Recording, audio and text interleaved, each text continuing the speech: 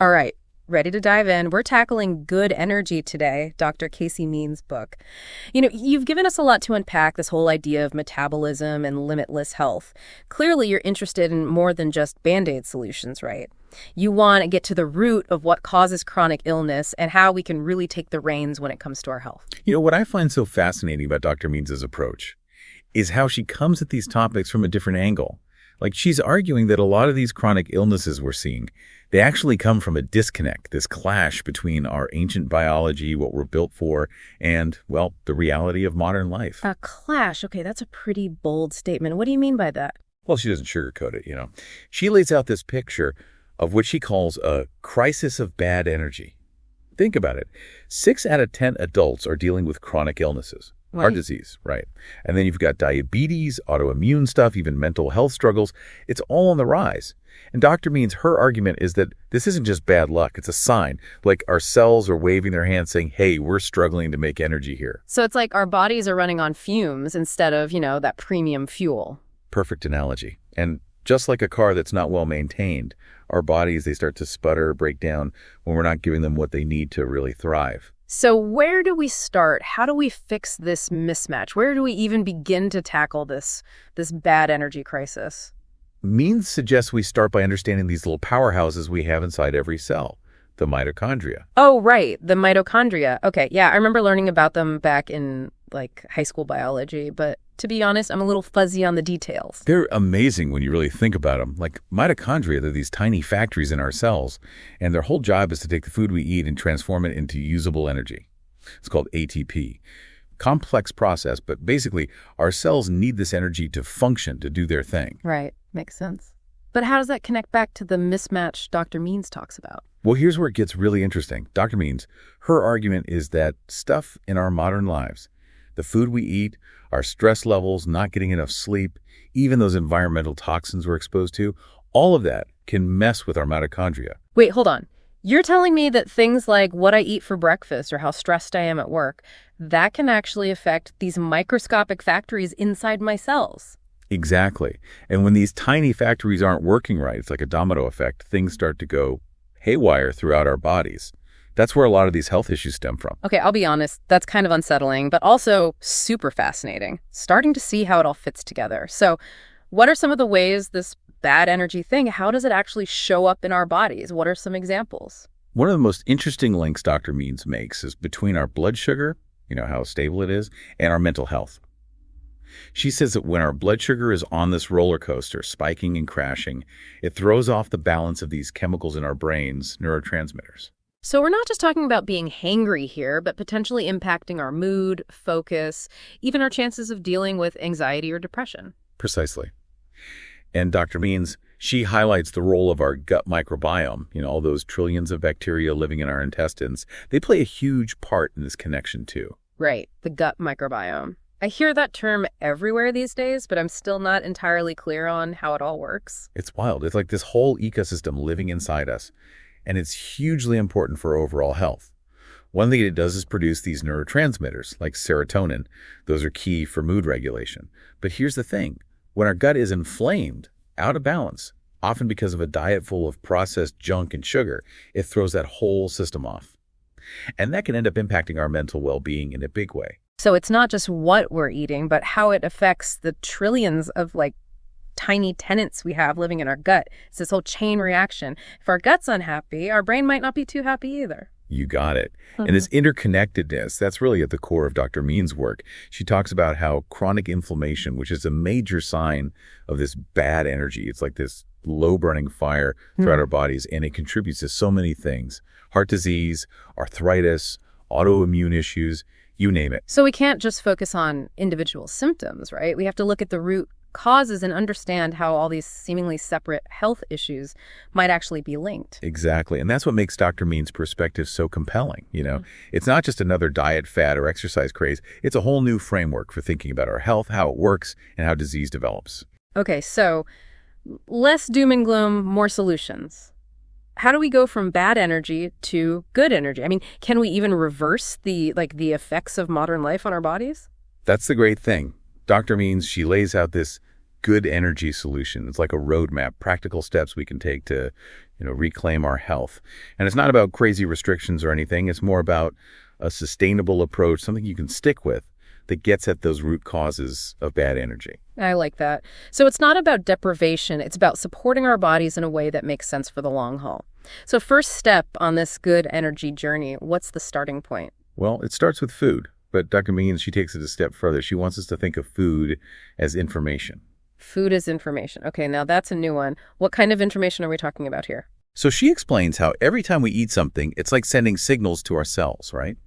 And these signals, they influence all sorts of stuff, how our genes express themselves, how much energy we produce.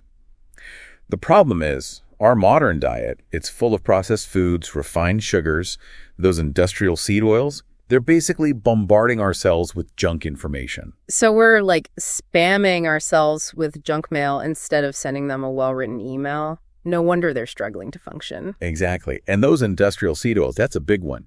They're a perfect example of how the wrong information can really mess with our cells.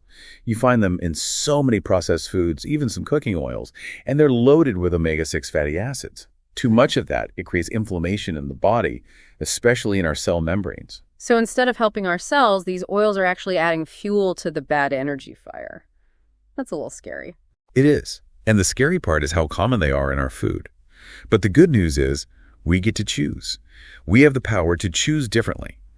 Dr. Means, she's all about a diet that's rich in those whole, unprocessed foods. Vegetables, fruits, nuts, seeds, and protein sources that are sustainably raised. That's the clean information our cells need to thrive. Makes sense. I mean, our bodies, they evolved over thousands of years to do well on these natural foods, right? It's only recently that our diets have become so, artificial. Exactly. All right, let's shift gears a little. Moving on from food, let's talk about movement. And I'm not just talking about hitting the gym 3 times a week. Dr. Means, she emphasizes making movement a natural part of your everyday life, not a chore. Ditching that weekend warrior mentality, finding ways to move our bodies consistently throughout the week. Exactly. She suggests aiming for at least 7,000 steps a day, maybe even working up to 10,000. But the key is, and this is important, find activities you actually enjoy. Dancing, hiking, swimming, even just a walk in the park. It all counts. Make it joyful, something you can sustain. I like that. It's not about forcing yourself to do something you hate. It's about finding the joy in movement. Exactly. And she also gets into the specifics, different types of exercise. Like, she's a big fan of what's called zone 2 training. Think of it like a brisk walk, maybe a light jog, where you're slightly out of breath, but you can still hold the conversation. Zone 2 training. Okay. I'm not familiar with that one. What makes it so special? So research shows that this type of exercise, this moderate intensity, it's really beneficial for mitochondrial health. Helps those little energy factories work better.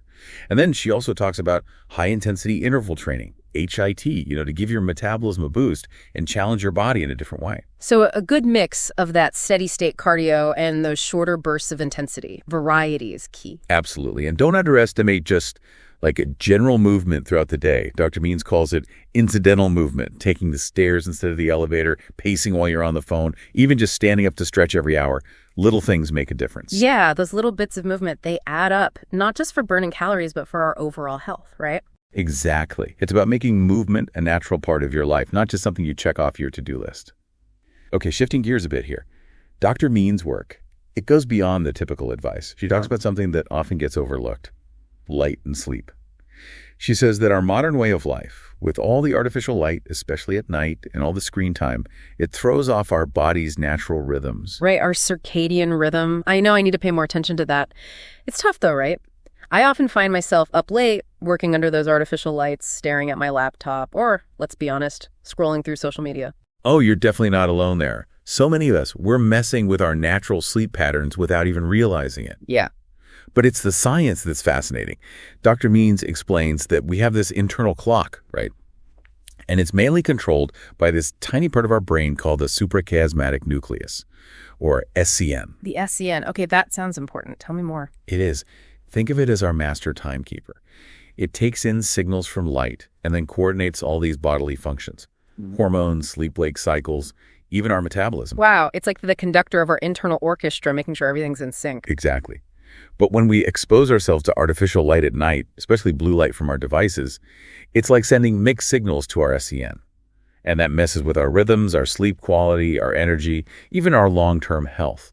So all those late nights I've pulled, working under those bright lights, staring at my computer, that could be doing more damage than I thought. It's not about guilt. It's about awareness, right? Understanding the impact so we can make more conscious choices. The good news is we can totally get back in sync with our natural rhythms. Okay, I'm all ears. Give me the secrets to a good night's sleep. One of the most important things, Dr. Means says, is to create a consistent sleep schedule. That means going to bed and waking up around the same time every day, even on the weekends. It helps regulate your natural sleep-wake cycle. Right, that makes sense. But easier said than done. Any tips for actually making that happen? Dr. Means, she talks about having a relaxing bedtime routine. Dim the lights, take a warm bath, read a book, maybe some meditation to wind down. So we're signaling to our bodies it's time to shift from go mode to rest mode. Exactly, and this is key. No screens for at least an hour before bed. That blue light, remember, it's a sleep saboteur. Yeah, I need to break up with my phone before bed, I know. It's tough, but your sleep will thank you. Also, make sure your bedroom is dark, cool, quiet. Invest in a comfy mattress and pillows. It should feel like a sanctuary for sleep. Makes sense. If we're spending a third of our lives sleeping, we might as well make it comfortable. Exactly. And don't underestimate the power of sunlight in the morning. Dr. Means suggests getting some natural light soon after you wake up to help reset that circadian rhythm. It can do wonders for your energy throughout the day. So start and end your day in sync with nature. Right. I love that. It feels so intuitive. But speaking of things that can throw us off balance, what about stress? It feels like stress is just a part of life these days. Can you even live a stress-free life? You've hit on another big part of the good energy solution, managing stress. And honestly, a completely stress-free life, probably not realistic. But Dr. Means' point is, it's not about eliminating stress altogether. It's about learning to manage our response to stress, building up that inner resilience. Okay, that makes a lot of sense. It's not about being immune to stress, but having the tools to deal with it when it inevitably pops up. But how do we do that? Stress is everywhere. Dr. Means, she's got a multifaceted approach, and she emphasizes finding what works for you. There's no one-size-fits-all solution, right? It's about building your own personal stress management toolkit. A personalized stress toolkit. I like that. Something we can turn to when life gets a little crazy. Exactly. And she gives you the tools to fill that toolkit. Mindfulness, meditation, breath work, spending time in nature, cultivating healthy relationships. Those are all great, but sometimes even the thought of meditating or going for a walk in nature feels stressful when you're already overwhelmed. Any tips for those moments when stress feels all-consuming? You bring up a really good point. Stress management, it's a practice, not a one-time fix. It's about finding those practices that work for you and incorporating them into your daily life, even in small ways. Sometimes just taking a few deep breaths can make a world of difference. Deep breaths. Got it. I can manage that. But sometimes it doesn't feel like enough. What about when you need something a little stronger to calm down? Absolutely. Dr. Means is a big proponent of breath work. It's about using your breath intentionally to influence your physical and mental state. There are tons of techniques, but a simple one to start with is box breathing. Inhale for a count of 4, hold for 4, exhale for 4, hold for 4. Okay, box breathing, I'm going to have to look into that. It's like stress management. It's not just bubble baths and vacations, although those are nice. It's about having a toolbox of techniques you can use when you feel that stress response taking over. Exactly. And speaking of tools, don't underestimate nature. Even a quick walk outside, it can work wonders for your stress levels. Oh, I totally agree with that. There's just something so grounding and restorative about being in nature, you know? It's like our bodies naturally come back into balance when we connect with the natural world. Okay, let's switch gears a bit here. I want to get your take on something that might not seem directly related to good energy at first, but it's super important. Environmental toxins.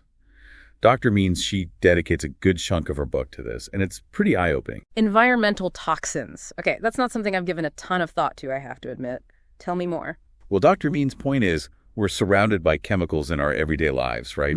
It's in our food, our water, the air we breathe, our personal care products, even our homes. So it's not just what we're putting into our bodies, but also the environment we're surrounding ourselves with. It feels kind of overwhelming when you put it like that. It can be, for sure.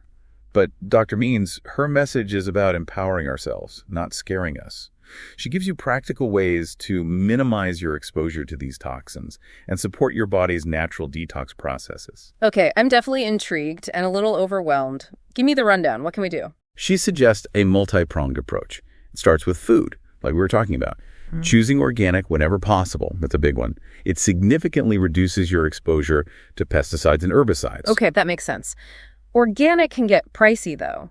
Are there other ways to reduce toxins in our food without breaking the bank? Totally. Even just washing your fruits and vegetables really well, it helps.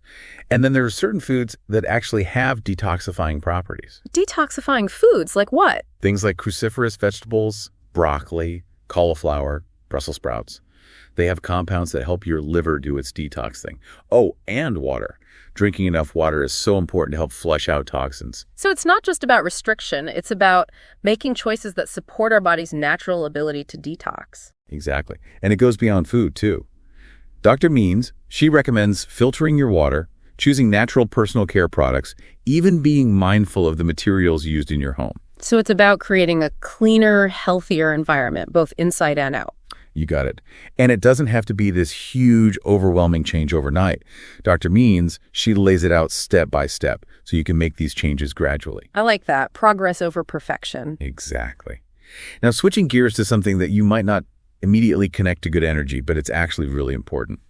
Dr. Means, she calls for a major shift in healthcare. Oh, this is something I'm really interested in. I feel like so often the current healthcare system is more focused on treating symptoms, not getting to the root of the problem. A lot of people feel that way. Dr. Means, she's advocating for a more proactive, preventative approach, not just reacting when something goes wrong. It's about moving away from sick care and towards actual healthcare, right? That makes so much sense.